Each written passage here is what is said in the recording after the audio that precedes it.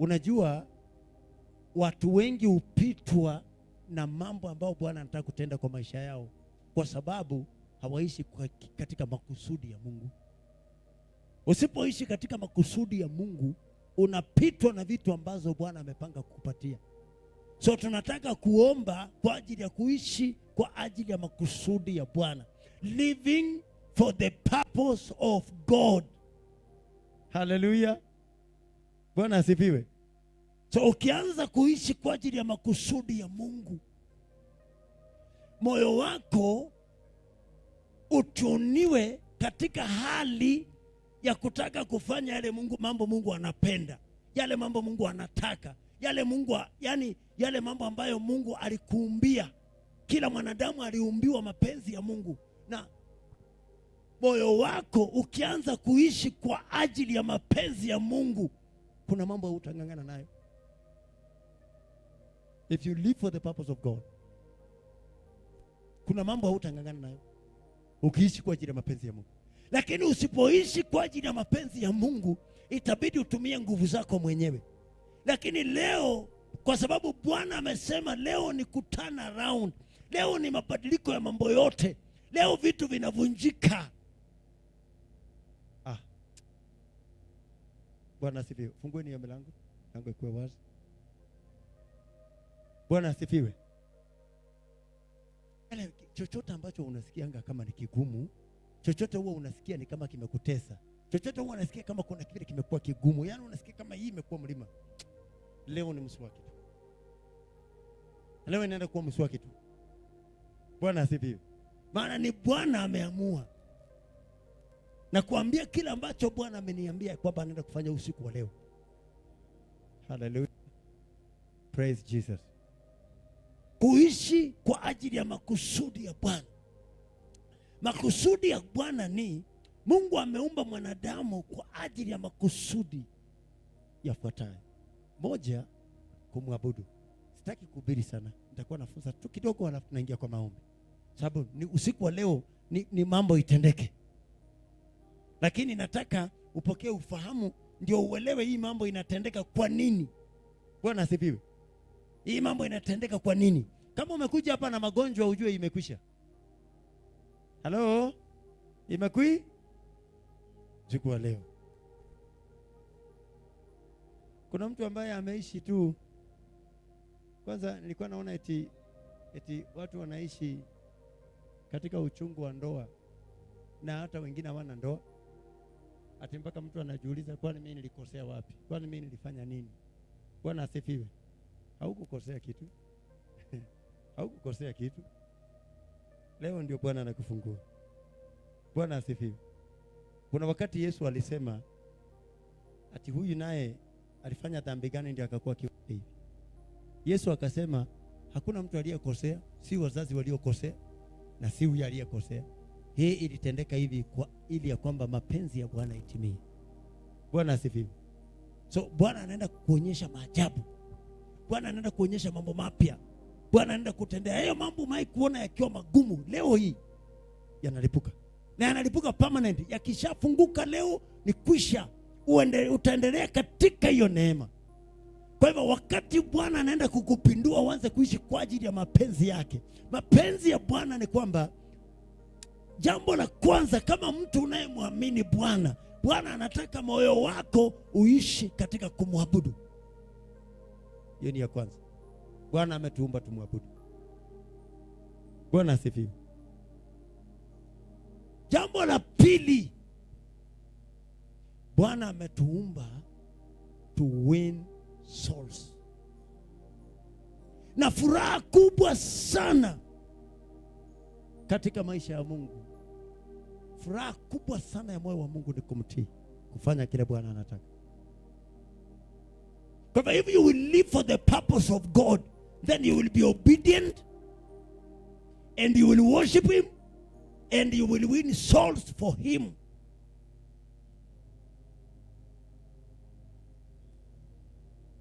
Kuishi katika mapenzi ya Mungu. Bwana asifiwe. Ukiishi katika mapenzi ya Mungu hautangangana. Usiku wa leo mingangano itaondoka. Usiku wa leo mingangano inaondoka usiku wa leo. Si ati Mungu anakufungua na kuacha. Ukitaka kuishi katika mapenzi ya Mungu, lazima kuwe prayerful. Ujazwe na Roho, uishi katika Holy Spirit.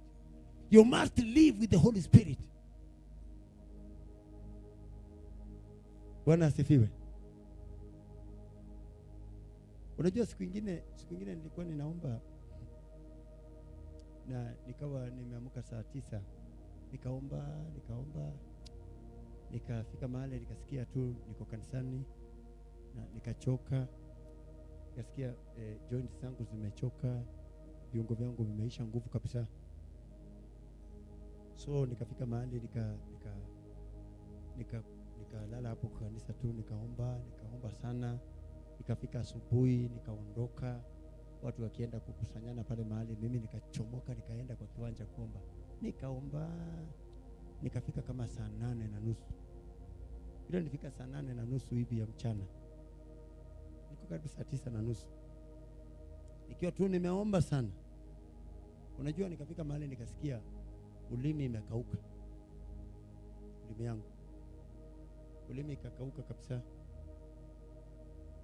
Na sikuwa na maji. Nikaendelea kuomba tu, nikajaribu kuomba, nikasikia ulimi umekauka zaidi.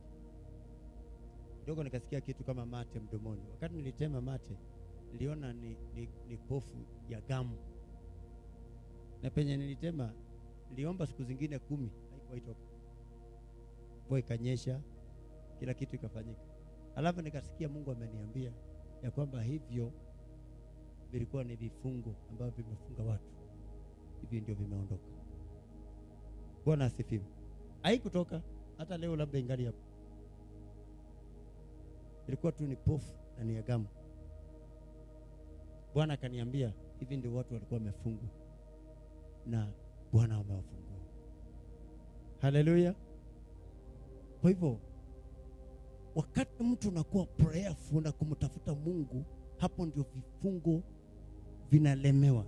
So wakati Bwana anaenda kupindua maisha yako usiku wa leo, uadopt grace of prayer. Ona, sikia nikwambie. Kwanza ukiwa wewe ni mtumishi, wewe ni mchungaji, wewe ni intercessor, wewe ni wa praise and worship, alafu na wewe ukue prayerless.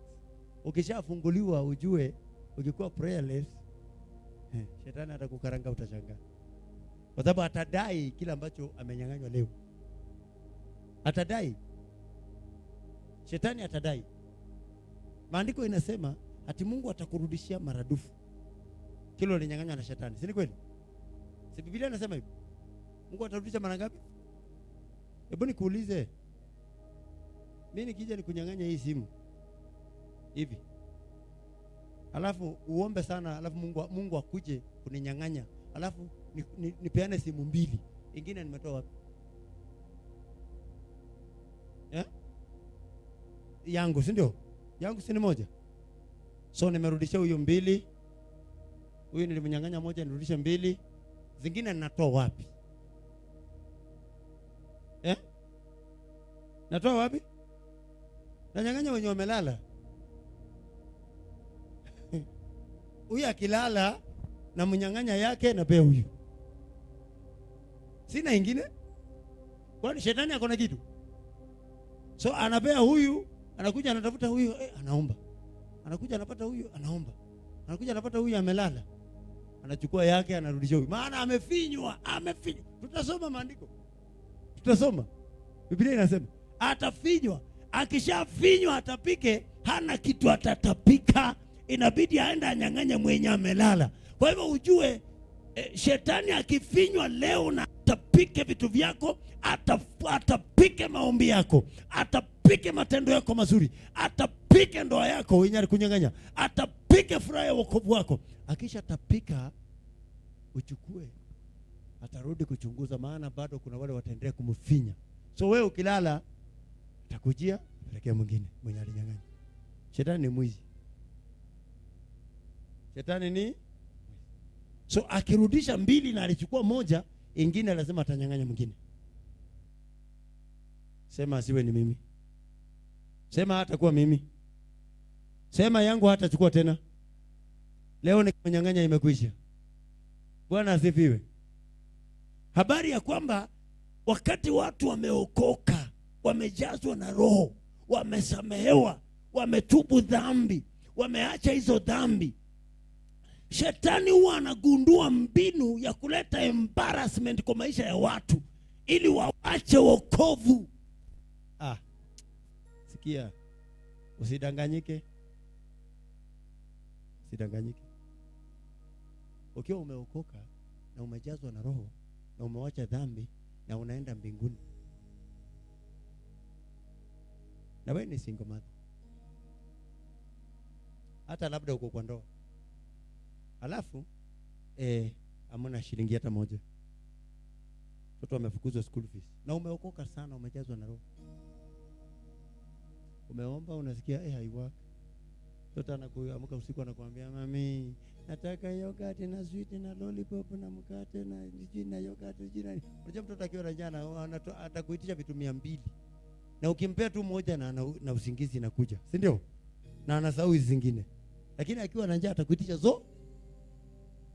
Alafu mtoto amekuitisha yogurt, anakuitisha hii, analia.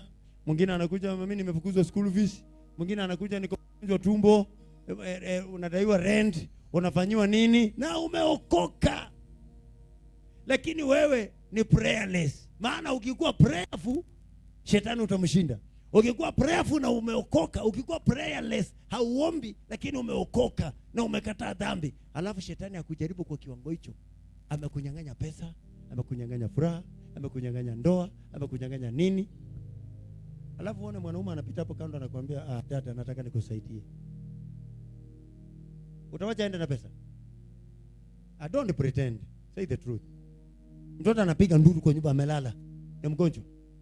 Utawacha hiyo pesa ipite? Acha kunidanganya wewe. Kama unanidanganya, utaichukua. Utasema wacha nichukue, alafu nimdanganye tu. Acha nichukue nimdanganye. Unamdanganya mara ya kwanza, mara ya pili, mara ya tatu, mara ina anakuambia nani? Akona soda anakuambia leta pesa. Ama utalipa ama uwawe. Kuna mwingine aliambiwa nataka uhai wako, akasema mimi sina uhai. Na pesa sina pesa. Akuuliza uhai iko wapi? Nilipea Yesu last Sunday. Wewe utasema ulipea nani? Sasa shetani anajua wanadamu ni wadhaifu, anajua. Shetani anajua. Ndio maana unaona shetani huwa anakuja akitaka mwanamke adharau bwana yake, ananyang'anya bwana pesa yote. Bwana anabaki tu bure. Akitaka mwanamke ndoa yake haribike, anakuja anamweka tu kiburi. Kiburi tu. Unakuta tu bwana wako anakuudhi, unamjibu vibaya. Kuna shetani atafanya kitu. So when you are prayerless, you cannot worship. Utaworship mtoto akilia njaa? Utaabudu? Ati wewe umeinua mikono hivi unalia, unasema Mungu, Yesu rehemu roho yangu, na mtoto anasema mami nipatie chakula. Yesu rehemu roho yangu, mami nataka chakula. Mami nataka chakula. Nataka lollipop. Nataka. Mtoto anakuvuruta na unaomba. Utaworship? Usijidanganye, bora tu niende mbinguni. Mbinguni ni yako. Wewe ndio uliumba mbingu. Ni yako. Uliza ambia mtu mbinguni si kwako. Yesu ndiye aliunda mbinguni na atakupea neema ya kufika. Hallelujah.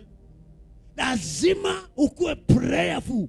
Ushinde shetani, ushinde mbinu za mapepo, ndio moyo wako upate nafasi ya kuabudu. You cannot worship God when Satan has terrorized you enough.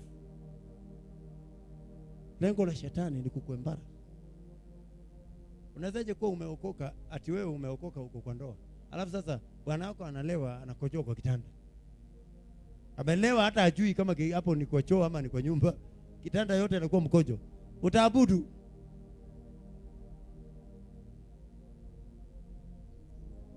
Anaenda anapata mshahara, anaenda kwa klabu, anakunywa yote. Ukifika kwa nyumba unamuuliza, mzee pesa iko wapi? anakuambia mimi ni simba. Hana pesa. Kwa hivyo kama utaishi kwa mapenzi ya Mungu, lazima ukuwe prayerful. Mambo yote, sikia, listen to me. Hebu guza manyako karibu na wewe. Mimi najua Wakristo sana. I know Christians, I know believers. They will not do it. Ni wazuri, watasikia, wataifurahia, wataichangamkia, but they will not do it. Na wakijaribu kufanya, they will do it inconsistently. Atafanya kidogo hivi, ajichoche kidogo, akienda hivi. Siku nyingine utapata amelala, unashinda ni huyu.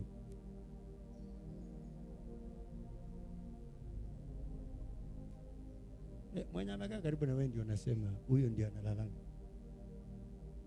Kuna mtu karibu na wewe? Ni huyo. Kuna mtu karibu na wewe? Ni huyo ndio nasema. Sisemi wewe, nasema huyo karibu na wewe. Hataomba. Hawezi. Hataomba. Muangalie, hebu muangalie uso wake. Hawezi omba huyo. Huyo naona hataomba, si wewe, mimi sisemi wewe, nawasema huyo karibu na wewe. Hawezi omba.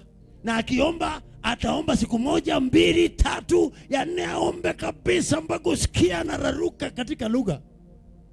Siku ya 4, siku ya 5, siku ya 6 anaanza hata unajua mahubiri haiko hapo. Hata unajua iko sawa.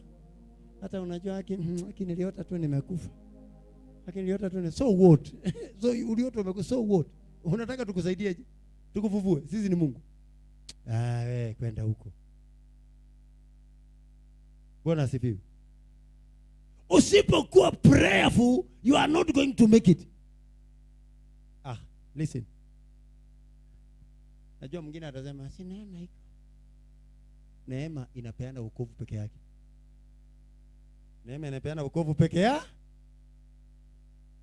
Ukitaka kuacha dhambi, pray. Work for it. Ukitaka kuacha hii, work for it. Ukitaka kwenda kiwango kingine, work for it. Ukitaka huduma, work for it. No power, no progress. And no sacrificial prayer. Sacrificial prayer. Without sacrificial prayer, maombi ya gharama, maombi ya mateso, maombi ambayo unaomba wakati hautaki. Unajua maombi ambayo unaomba wakati unataka, hiyo maombi si ya ukweli. Hata wewe unasikia tu nataka kuomba. Hiyo yenye unaomba wakati unataka, hiyo maombi kweli, maana wakati utakosa kutaka utaomba. Maombi ya ukweli ni ile unaomba wakati unasikia hautaki. Maombi yenye unaomba wakati unasikia umechoka. Maombi ambayo unaomba wakati unasikia kabisa umelemewa na usingizi. Hiyo ndio maombi iko na impact. Hello? Ni wangapi wanasikia saa zingine hawataki kuomba, wanachoka, wangapi wanasikia? Wanasikia. Ni wachache. Wengine mnasikia kama mnataka kuomba kila mara. Okay, wangapi wanasikia saa nyingine unachoka, unalemewa? Watu wa kanisa wanajua kupretend, watu wa rain. Watu wa rain. Wangapi wanasikia wanachoka saa nyingine? Unasikia unachoka, unalemewa. Saa nyingine unasikia unaomba, unaenda miayo. Mungu naomba. Wangapi wanaomba hivyo? Ndio mkono nione. Hata mimi saa nyingine huwa nachoka. Hiyo siwezi danganya. Kuna hata mimi huchoka saa zingine. Inua mkono nione. Wangapi? Sasa Bwana asifiwe. Leo si tunabadilika. Leo si turning around. Leo si tunapinduka. Wakati huo wenye umechoka, hiyo ndio maombi Mungu atajibu. Siri ni kuibia. Ukitaka maombi ijibiwe, omba wakati unasikia hutaki. Omba wakati unasikia umechoka. Ukitaka Mungu ajibu, na hiyo ndio inaitwa sacrifice. Sema sacrifice. Maombi umeomba wakati unasikia uko na breakthrough, una kiu ya kuomba, unasikia kama unasikia kama, na unajua wadada wako funny sana wadada wako funny sana. Wadada ukitaka waombe kabisa wapate breakthrough, kuja na kanyama. nakuja na kanyama vizuri na nyanya zile mzuri. Nyanya zile nzuri zile zimepandwa na kwa wanataka nini? Greenhouse. Zile za greenhouse zile nzuri zile zinametameta hivi. Na kanyama kuja nayo na kama ziwa na kamkate alafu na kabluba ndema prestige. Kuja tunako hata kama ni kateni bob. Utasikia tu si tumalize haraka tuanze kuomba, kumbe ni mate ya kumezwa hii.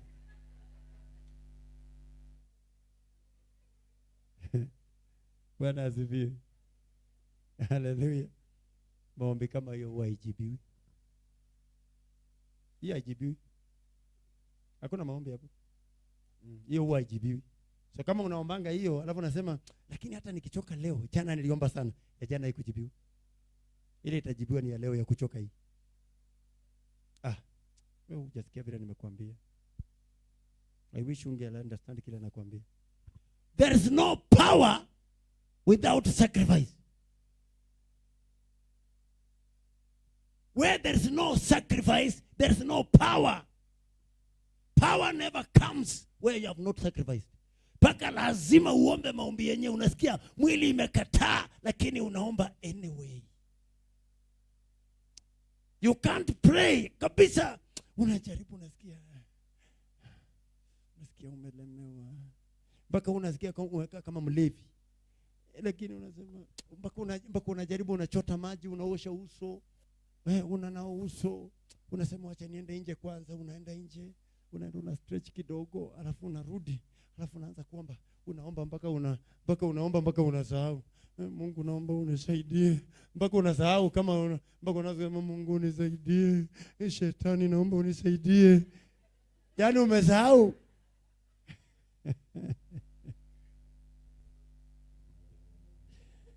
Hiyo maombi wakati unataja tu shetani kwa sababu umechoka sana, Mungu anabadilisha anaweka hapo Mungu.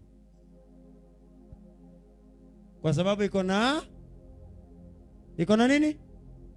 Iko na gharama. Na hiyo gharama imeleta power. Bwana asifiwe. Kuna watu wataomba leo kweli? Kuna watu wataomba leo? Watu wataomba. Bwana asifiwe. Mtaomba leo? Nipungie mkono wako. Nipungie mkono wako. Bwana asifiwe. Maombi ambayo unaomba ukiwa umechoka, hiyo ndio iko na sacrifice, hiyo ndio iko na power. Understand today. Maombi ambayo unaomba wakati umekataa kukula, ndio iko na power.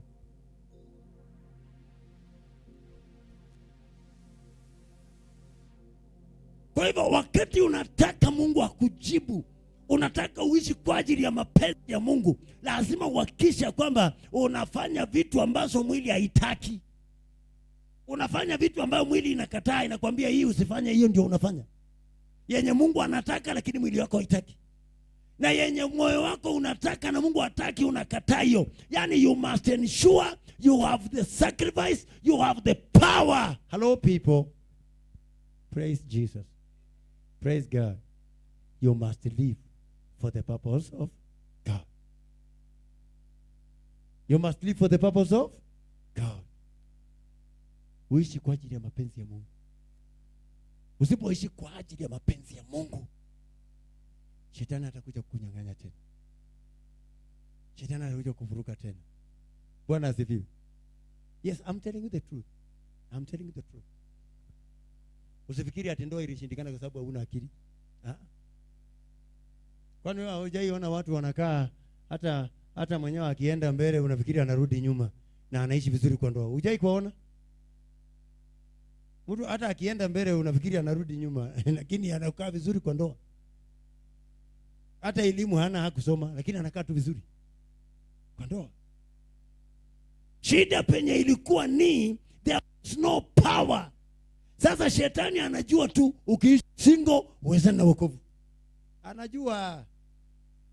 Shetani anajua tu ukiishi na ufukara na taabu hautaweza wokovu. Listen to me. Listen to me. Do not be deceived. God is never mocked. Whatsoever man planted, he shall reap. If you plant in prayerlessness, Satan will terrorize you. Satan will terrorize you. I'm telling you the truth. You must be vigilant in spirit. You must be prayerful. You must be fervent. Hebu soma kitabu cha Yakobo. Mtu anasoma Yakobo mlango wa 5. So if you pray, you will live for the purpose of God. Nataka tuombe.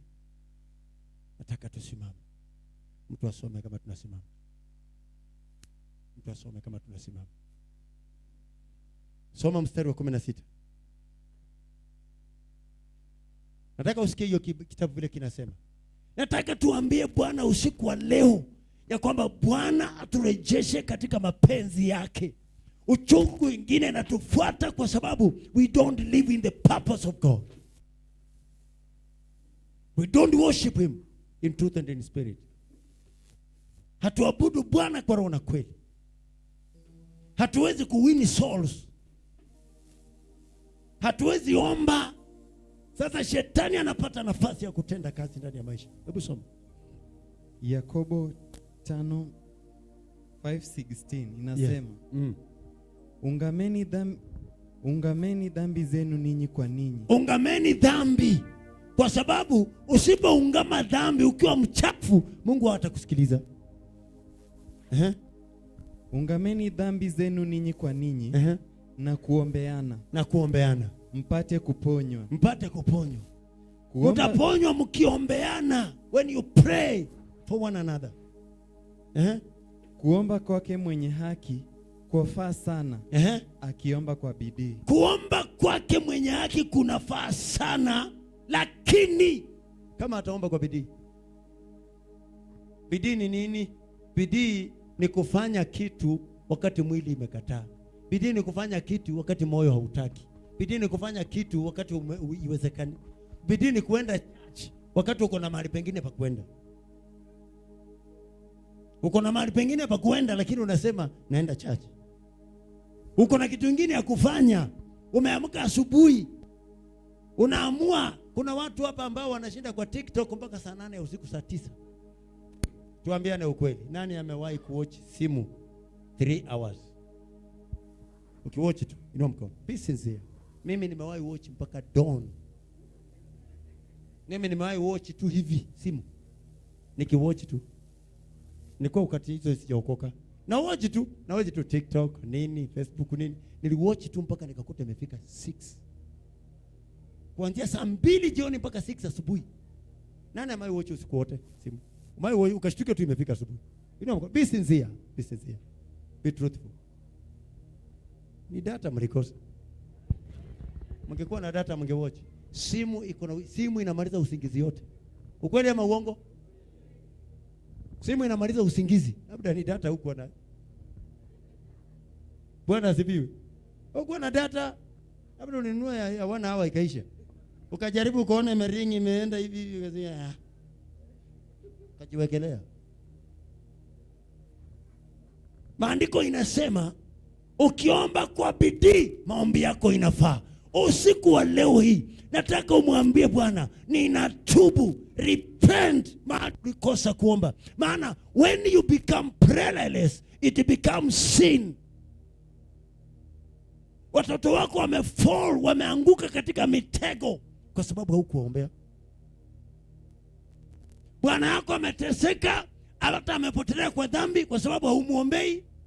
Umekosea. Umewachilia mzigo ambao Bwana aliweka mikono yako. Shetani amekunyang'anya fedha, amekufanya maskini, umebaki ukilaumu tu na kulalamika. Kwa sababu you did not pray. You were not prayerful. You slept on duty. Uliingia katika uzembe. Shetani amepiga watoto na magonjwa, ama amewanyang'anya akili. Kazi yako ni kusema tu kwamba haki Smith sijui nilizaa gani huku. Na wewe mwenyewe ndio ulikosa kuombea mtoto, shetani amemnyang'anya akili, mtoto haoni kitu kwa darasa. Mtoto haelewi chenye mwalimu anasema. Wengine wanakaa kwa ugomvi sababu hawaombi. Mapepo inaingia kwa nyumba, inachanganya ndoa, inachanganya watu, inavuruga hivi, mnachanganyikiwa. Mnakosa kujielewa. kwa sababu you are not prayerful. You are not praying. You must repent tonight. Mahali ambapo umekuwa ignorance, ambia Baba, ninatubu. Sema, Bwana Yesu, ninakuomba Bwana ukanisamehe kutokuomba, kutokuishi kwa ajili yako. Nimeishi maisha isiyo na mapenzi yako. Nimeishi maisha ya kiburi. Nimeishi maisha ya kuzembea kuomba, maisha ya ujinga, maisha ya uzembe, maisha ya usingizi. Yesu, ninatubu. Watoto wangu wametekwa nyara, ndoa yangu imetekwa nyara, maisha yangu imetekwa nyara, elimu ya watoto wangu imetekwa nyara, mume wangu, mke wangu ametekwa nyara. Bwana, fedha zangu zimetekwa nyara, na mimi siombi, ninalalamika tu, ninahangaika tu, nachanganyikiwa tu. Yesu, ninatubu. Tubu usiku wa leo. Mahali ulilala ukashughulika na mambo sio na maana, ukashughulika na mambo ambayo haikukusaidia, ukasahau kuomba, ukasahau kufunga, ukasahau kulilia watoto wako, ukasahau kulilia hata kanisa, ukasahau maombi. Tubu usiku wa leo. Tubu kabisa. Utatubu sana. Ambia Yesu, nisamehe, nimekosea Bwana. Ambia Yesu, nisamehe, nilisahau kuomba. Neno lako linasema niombe, na mimi nikakosa kutii. Baba, nikakosa kuomba, nikakosa kufunga, nikakosa toba, nikakosa kukutafuta. Yesu, ninatubu. Atubu kwa majonzi, maana uliwaachilia maisha yako, uliachilia watoto wako, uliwaachilia nyumba yako, uliwaachilia vitu vyako, ukawaachilia fedha zako. Shetani akapanda mbegu, dhambi kaingia, uovu kaingia. Nasema utubu. Kila vifungo vya shetani, kila mitego ya shetani, kila vifungo vya wachawi, kila madhabahu ya ukanga, kila uchawi na utumwa, ambia Baba, nisamehe. Roho za makaburini, roho ya kiburi iliyoniingia, roho ya ukaidi iliyoniingia, roho ya uovu iliyoniingia, roho ya dhambi iliyoniingia, tubu sasa. Ambia Baba.